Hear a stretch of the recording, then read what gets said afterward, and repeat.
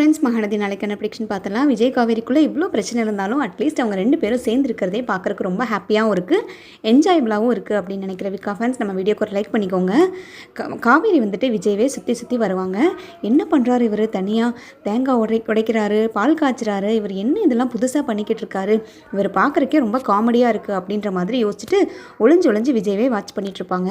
அதை வந்துட்டு அவங்க அம்மாவும் நோட் பண்ணிக்கிட்டு இருப்பாங்க. கரெக்டாக வந்துட்டு சாரதா, காவேரி மொட்டை மாடியில் நின்று என்ன பண்ணிகிட்ருக்க, யாரை பார்த்துட்ருக்க, இங்கே பாருடி, நான் சொல்லிட்டேன், உன் நடவடிக்கையே சரியில்லை, நீ இந்த மாதிரி அவன் வந்ததுக்கப்புறம் இந்த மாதிரிலாம் பார்க்குறது, நிற்கிறது, பிடிக்கிறதுலாம் இதெல்லாம் சரியில்லை. அதுக்கப்புறம் நீ நேற்று நைட்டு சொன்ன மாதிரி நான் ரூம்குள்ளே ஒன்றை போட்டு அடைச்சி வச்சிருவேன், வெளியிலே விட மாட்டேன். இவ்வளோ வயசில் 7 கழுத வயசாகிட்டு நான் அந்த மாதிரிலாம் உன்னை பண்ணுற அளவுக்கு வச்சுக்காத. நீங்கள்லாம் வயசு பிள்ளையாக இருக்கும்போது கூட உங்களெல்லாம் நான் கண்காணிக்கவும் கிடையாது, பாதுகாக்கவும் கிடையாது. உங்கள் மேலே இருக்க ஒரு நம்பிக்கையில் தான் வந்துட்டு எல்லாரையும் வந்துட்டு ஃப்ரீயாக விட்டுருந்தேன். ஆனால் நீ இந்த மாதிரிலாம் பண்ணிகிட்டு இருந்தேன், எனக்கு கெட்ட கோவம் வரும், நீ உள்ளே போ அப்படின்ற மாதிரி சாரதா திட்டுவாங்க. உடனே காவேரி பயந்துட்டு உள்ளே ஓடிடுவாங்க. விஜய் பார்க்குறக்கே ரொம்ப பாவமாக இருக்கும். அவ்வளோ பெரிய வீட்டில் வசதியாகவும் நல்லாவும் இருந்துட்டு இங்கே வந்துட்டு சின்ன வீட்டில் எதுவுமே தெரியாமல் காவேரிக்காக கஷ்டப்படுறத பார்த்தாவே ரொம்ப சங்கட்டமாகவும் பாவமாகவும் இருக்கும். அட் த சேம் டைம் காவேரியுமே அதவே யோசிச்சுட்ருப்பாங்க. இவர் எதுக்கு இதெல்லாம் கஷ்டப்பட்டு பண்ணிகிட்ருக்காரு, இவருக்கு கொஞ்சம் கூட வந்துட்டு இதே இல்லையா, இதெல்லாம் நானாக பண்ண சொன்னேன் அப்படின்ற மாதிரி இழுக்குவாங்க. அட் த சேம் டைம் வந்துட்டு யோசிப்பாங்க, சரி பரவாயில்ல இருக்கட்டும், கஷ்டப்படட்டும், எனக்காக நல்லா கஷ்டப்படட்டும், என்னை எவ்வளோ கஷ்டப்படுத்தியிருப்பாரு, வெண்ணிலா விஷயத்தில் என்னை கொஞ்சம் கஷ்டமாக படுத்தினார், இன்ன வரைக்குமே நான் அழுதுட்டு தானே இருக்கேன், அதெல்லாம் கம்பேர் பண்ணும்போது இதெல்லாம் பெரிய கஷ்டமே கிடையாது, அவர் நல்லா அனுபவிக்கட்டும், எனக்காக தானே பண்ணுறாரு, பண்ணட்டும் அப்படின்ற மாதிரி சிரிச்சுக்கிட்டே வந்துட்டு உள்ளே போயிடுவாங்க. கரெக்டாக உள்ளே போனதுமே சாரதா வந்துட்டு கோவமாக வந்து கங்கா கிட்ட சொல்லிட்டு இருப்பாங்க, இவர் எதுக்கு இங்கே வந்தாருன்னு தெரியல, நம்ம நிம்மதியாகவே இருக்க விட மாட்டாங்களா, இவங்களை பிடிக்காம தானே அவங்க வீட்டை விட்டு காலி பண்ணிவிட்டு நம்ம இங்கே வந்தோம், இங்கேயும் வந்து தொந்தரவு கொடுத்தா என்ன அர்த்தம், இதே மாதிரி பண்ணிக்கிட்டே இருக்கட்டும், பக்கத்தில் போலீஸ் ஸ்டேஷனில் கம்ப்ளைண்ட் பண்ணுறேன்னா இல்லையான்னு பாரு அப்படின்ற மாதிரி கங்கா கிட்ட சொல்ல, உடனே குமரன் வந்து அத்தை என்னத்தை சொல்கிறீங்க, இப்படிலாம் பேசுகிறது தப்புத்த, இருந்தாலும் வந்துட்டு நீங்கள் போலீஸ் அது இதுன்னு பேசுகிறதெல்லாம் கொஞ்சம் ஓவராக தான் இருக்குது, அவர் என்ன அப்படி பண்ணிட்டாரு அப்படின்ற மாதிரி விஜய்க்கு சடனாக சப்போர்ட் பண்ணி பேசும்போது சாரதாக்கே டவுட் வந்துடும், கங்கா காவேரி எல்லாத்துக்குமே டவுட் வந்துடும். என்ன தம்பி நீங்கள் இப்படி சொல்கிறீங்க, அவரை நம்ம பொண்ணையும் வந்துட்டு நம்மளையும் டிஸ்டர்ப் பண்ணிக்கிட்டு இருக்காரு, அடிக்கடி வந்து தொந்தரவு கொடுத்துட்டே இருக்காரு, நீங்கள் என்னமோ நல்லவர் மாதிரி திடீர்னு சப்போர்ட் பண்ணி பேசுகிறீங்க, உங்களுக்கு என்ன ஆச்சு, நல்லா தானே இருந்தீங்க, நேற்றுக்கு வரைக்கும் ஒரு மாதிரி பேசிட்டு இன்றைக்கி என்னமோ மாற்றி பேசுகிற மாதிரி தெரியுது அப்படின்ற மாதிரி சாரதா கேட்க உடனே சொல்லுவாங்க, அப்படி இல்லைத்த, அவர் தொந்தரவு பண்ணுறதெல்லாம் ஓகே, ஆனால் நீங்கள் போலீஸுன்னு சொல்கிறதெல்லாம் கொஞ்சம் அதிகமாக இருக்குது, அது போக நம்ம குடும்பத்துக்கு அதெல்லாம் எதுக்குத்த, அவருக்கு தெரியாத போலீஸும் கிடையாது, அவருக்கு தெரியாத வக்கீலும் கிடையாது, அதனால தான் சொன்னேன், நம்ம எதுக்கு வீண் வம்ப விலை கொடுத்து வாங்கணுங்கிறதுக்காக தான் அப்படி சொன்னேன், அந்த அளவுக்குலாம் நம்ம யோசிக்க வேண்டாம், நம்ம போங்கன்னு சொன்னால் அவரே போயிடுவார் அப்படின்ற மாதிரி சொல்ல காவேரிக்கும் சரியான டவுட் வந்துடும், மாமா என்ன திடீர்னு வந்து இவ்வளோ சப்போர்ட் பண்ணி விஜய்க்கு பேசுகிறாரு, ஒருவேளை நமக்கு தெரியாமல் மாமாவும் விஜயும் மீட் பண்ணியிருப்பாங்களோ, 2 பேத்துக்குள்ளே ஏதாவது லிங்க் இருக்குமோ அப்படின்ற மாதிரி காவேரியும் டவுட் பண்ணுவாங்க. உடனே கங்கா தனியாக குமரனை கூட்டிகிட்டு வருவாங்க. இங்கே வாங்க, ஒரு நிமிஷம் உங்ககிட்ட தனியாக பேசணும் அப்படின்ற மாதிரி கூட்டிகிட்டு வந்து, ஆமாம் நீங்கள் சடனாக என்ன விஜய்க்கு ஓவராக சப்போர்ட் பண்ணுற மாதிரி தெரியுது, அண்ட் விஜய் வந்து நம்ம ஆப்போசிட் வீட்டில் தான் குடி வந்திருக்காரு, வாடகைக்கு வந்திருக்காரு, நம்மளை டிஸ்டர்ப் பண்ணுறதுக்கு வேண்டி, காவேரியை பார்க்குறதுக்கு வேண்டி வேணும்னே வந்துட்டுருக்காரு அப்படின்லாம் சொல்லும்போது உங்கள் மூஞ்சில் வந்துட்டு ஒரு ரியாக்ஷனே இல்லையே, நீங்கள் ஷாக் ஆன மாதிரியும் தெரியல, ஸ்டன்னான மாதிரியும் தெரியல, ஒரு மாதிரி எந்த ரியாக்ஷனுமே இல்லாமல் பிளாங்காக இருக்கீங்க, ஏற்கனவே உங்களுக்கு இந்த விஷயம்லாம் தெரியுமா, அவர் நம்ம வீட்டுக்கு ஆப்போசிட்டில் தான் குடி வர போகிறாங்கிறது ஏற்கனவே உங்களுக்கு தெரிஞ்சிருச்சா யாராவது மூலியமாக அப்படின்ற மாதிரி கேட்க,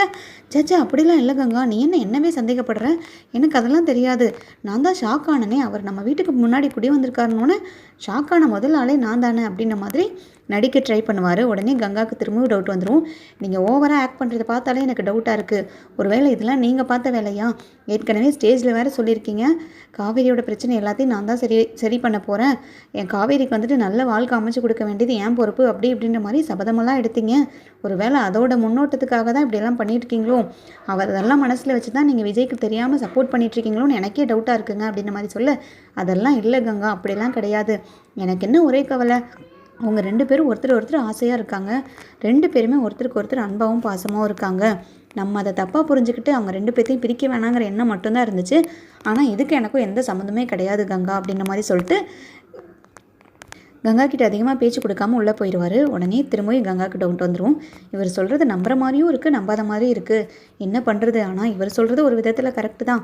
காவேரிக்கு விஜய் மேலே ஆசை, விஜய்க்கு காவேரி மேலே ஆசை, அவங்க 2 பேரும் ஏன் பிரிஞ்சிருக்கணும், ஆனால் வந்துட்டு வெண்ணிலா விஷயத்தில் ஒரு முடிவெடுக்காமல் காவேரி வந்துட்டு எதையும் ஒத்துக்க மாட்டா, காவேரிக்கு என்ன தான் வந்துட்டு அன்பு பாசம் இருந்தாலும் வெண்ணிலா விஷயத்தில் இனிமேல் வந்து அவள் ஸ்டெபர்னாக தான் இருப்பா அப்படின்ற மாதிரி கங்காவும் யோசிச்சுட்டு உள்ளே போயிடுவாங்க.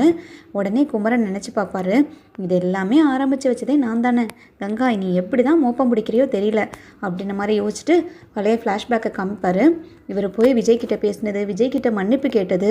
விஜய் வந்துட்டு இவருக்கு விஷ் பண்ணது எல்லா சீன்ஸுமே வரும். விஜய் ரொம்ப வந்துட்டு ஆசையாக இவருக்காக விஷ் பண்ணியிருப்பாரு. அட் த சேம் டைம் குமரனும் நான் பேசினது பண்ணது எல்லாமே தப்பு தான்,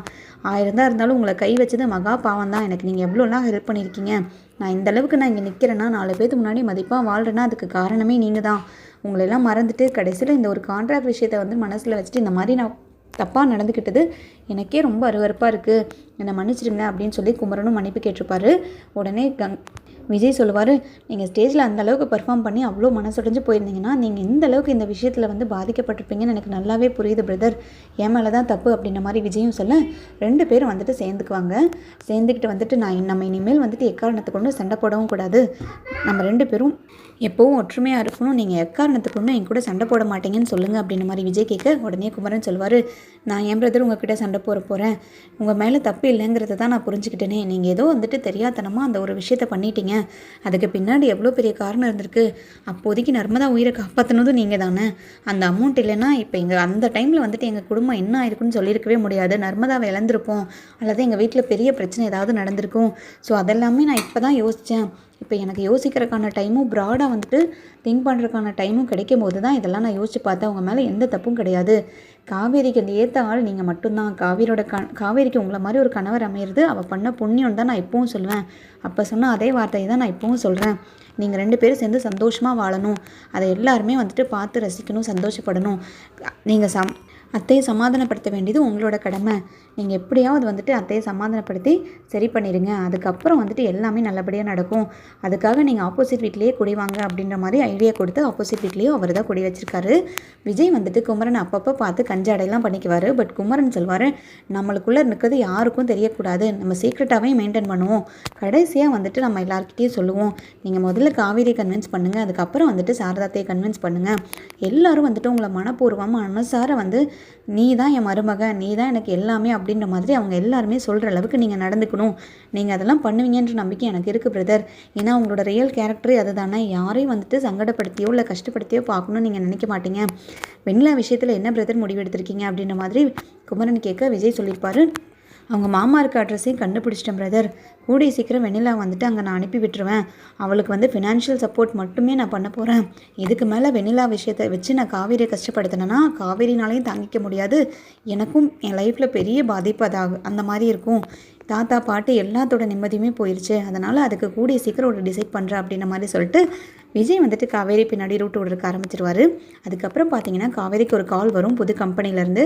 அதுக்கு காரணமும் விஜயாக தான் இருப்பார். விஜய் மூலியமாக ஒரு இன்டர்வியூ பண்ணுறதுக்கு கால் பண்ணி காவேரி செலக்ட் ஆகிட்டாங்க அப்படின்ற மாதிரி சொல்லுவாங்க. அப்போது காவேரிக்கு ஒரு டவுட் வரும், ஒரு வேளை இந்த வேலையும் இவர் ரெடி பண்ணி கொடுத்ததா இருக்குமோ அப்படின்ற மாதிரி யோசிச்சுட்டு, சேச்சா இந்த ஃபீல்டுக்கும் அதுக்கும் சம்மந்தமே இல்லை, அவரெல்லாம் இதில் இன்வால்வ் ஆகிறதுக்கு வாய்ப்பும் கிடையாது, நம்ம முதல்ல போய் அங்கே ஜாயின் பண்ணணும், முதல்ல போய் ஃபஸ்ட் இன்டர்வியூ தான் முடிஞ்சிருக்கு, second face to face interview வர சொல்கிறாங்க அப்படின்ற மாதிரி யோசிச்சுட்டு அவங்க அம்மாட்ட கேட்டுட்டு வெளியில் போவாங்க. கரெக்டாக பின்னாடியே போய் விஜயும் வந்துட்டு ஃபாலோ பண்ண ஆரம்பிச்சிருவார். என்ன மேடம் எங்கே போகிறீங்க, உன் புருஷன் பின்னாடியே வரேன், கொஞ்சம் கூட ஒரு கவலையும் அக்கறை இல்லாமல் இவள் பாட்டுக்கு போயிட்டுருக்கா பாரு அப்படின்ற மாதிரி சொல்ல, நான் எதுக்கு உங்களை பார்த்து நிற்கணும், நான் எதுக்கு உங்களை கவனிக்கணும், எனக்கு வேறு வேலை இல்லையா என்ன அப்படின்ற மாதிரி காவேரி கேட்க, சடனாக வந்துட்டு விஜய் காணாமல் போயிடுவார். காணாமல் போனதுமே வந்துட்டு காவேரி பின்னாடியே பார்த்துக்கிட்டே வருவாங்க, எங்கே வந்துக்கிட்டே இருந்தார், ஆளை காணும், இவர் ஏன் தான் இப்படி என்னை வந்துட்டு போட்டு படுத்துறாரோ அப்படின்ற மாதிரி ரொம்ப தேடிக்கிட்டே இருப்பாங்க. சடனாக வந்து திரும்பி விஜய் வந்து, என்னை வர வேண்டான்னு சொன்னால் இப்போ ரொம்ப நேரமாக என்னை தேடிக்கிட்டு இருக்கேன், மாமனை பார்க்காம இருக்க முடியலையோ அப்படின்ற மாதிரி விஜய் கேட்க, உடனே காவேரிக்கு சிரிப்பு வந்துடும். சிரிப்பை கண்ட்ரோல் பண்ணிவிட்டு, அப்படிலாம் எதுவும் கிடையாது, உங்களுக்கு தான் வெண்ணிலா இருக்காங்கல்ல, நீங்கள் அவங்க பின்னாடி போய் வந்துட்டு ஃபாலோ பண்ணலாம், ரூட் விடலாம்ல, எதுக்கு உங்கள் டைமெல்லாம் வேஸ்ட் பண்ணி என் பின்னாடி வந்துட்டுருக்கீங்க அப்படின்ற மாதிரி கேட்க, உனக்கு நான் இப்படியே பேசிக்கிட்டே இருந்தாலும் வேலைக்கே ஆகாதுடி அப்படின்ற மாதிரி காவேரி டக்குன்னு தூக்கிடுவார்.